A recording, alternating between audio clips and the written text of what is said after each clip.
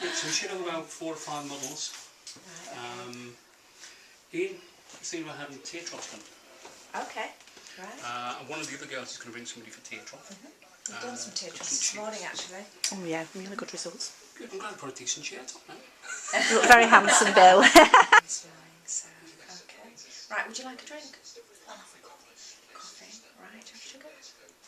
Yes. Right, Kind okay. yeah, but not with Redensity? yeah, and I haven't done much of it. It was just a tiny bit here. Okay. And what product did you use? Tearsile.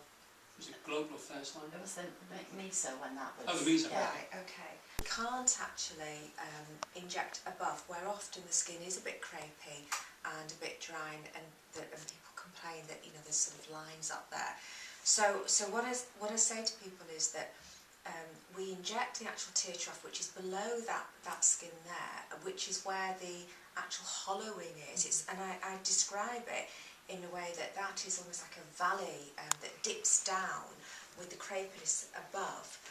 And we put the hyaluronic acid into that valley of the hollow of the actual tear trough, and that's the true tear trough. And the filler, which is made of this hyaluronic acid, which absorbs water and rehydrates, seems to make the skin above become more hydrated. And even though you haven't injected up here, that skin seems to appear tauter and bouncier, and I think it's because, I mean, this is my sort of take on it anyway, it seems to be because the water is being pulled in to hyaluronic acid that you've actually put into the tear trough below.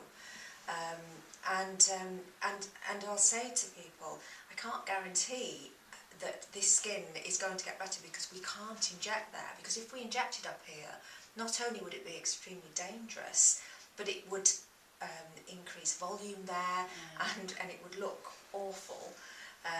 But if we put it below, you seem to get some benefit from the filler being actually below, by the skin up here sort of just getting some of the benefit of the hyaluronic acid. It will just fill in the channel we created with honey. Yeah. Another thing that we tell our patients that helps with the skin is the procedure is actually usually not painful at all. You might feel a little bit of a sting. Just use an ice pack. We don't need to numb it because most people feel virtually nothing at all. There are risks with any procedure. The eye area is a complicated area, and we have to be careful. I always tell everybody there are risks associated with it. But if there's too much filler, or we don't like where it is, or it traps the wrong area, we can dissolve it away and get rid of it. So that's always there as a sort of a good reassurance. Usually if there's any swelling or anything, we bring people back and we just massage it, and that's fine. If there's not quite enough filler there, you can always put more filler in. But if it looks too much, we can basically get rid of it. But usually that's very, very rare that you would need to do that, but you know, that is there as an option. So what we'll do is we'll clean under the area, and then we'll get Sharon to mark the area out. You're the third person that we've done tear troughs this afternoon, so she's had lots of practice watching. And then we'll lie you back, and then we'll actually do the procedure, and then you can sit up and look at it straight away. There's always a risk of bruising, but this particular procedure, the way that we do it, actually is quite a low risk of bruising. You could get a black eye, but the likelihood of getting a black eye is actually quite low, but you could. You're quite likely to get little dots of bruising. That's quite likely, that are quite easy to cover up. You may get no marks at all. That's quite likely as well. So those are the two most likely things. You could get a really bad black eye, but that's unlikely. Okay, that's what we'll do. So are you happy with that? Fine, yeah. Right. So Put a knot behind your teeth. Pull it down. you okay with that, Jeremy? Lips, so it keeps the line there, and just put an injection either side. It just gives it that like cheeky. So we get one called travelling all over the country, don't we? Yeah, yeah. different straight away. It's amazing, isn't it? Right, let's just do a little bit here, so just the ice here, and then we'll sit you up, Jamie, you can have a look. So would you not have even bothered with the two for Jamie? I find a lot of it. She wouldn't, With with two, you going not with the density. global, the redensity? Do it density. No. Just use the global. Like almost explain. Do you? Last up to 2 years this time.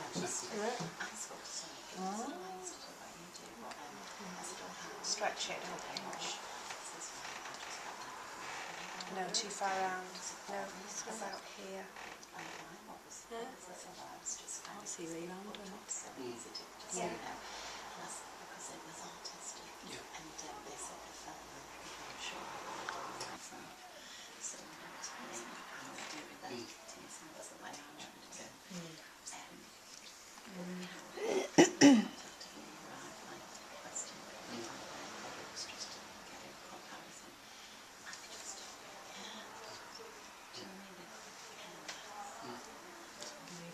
Yeah.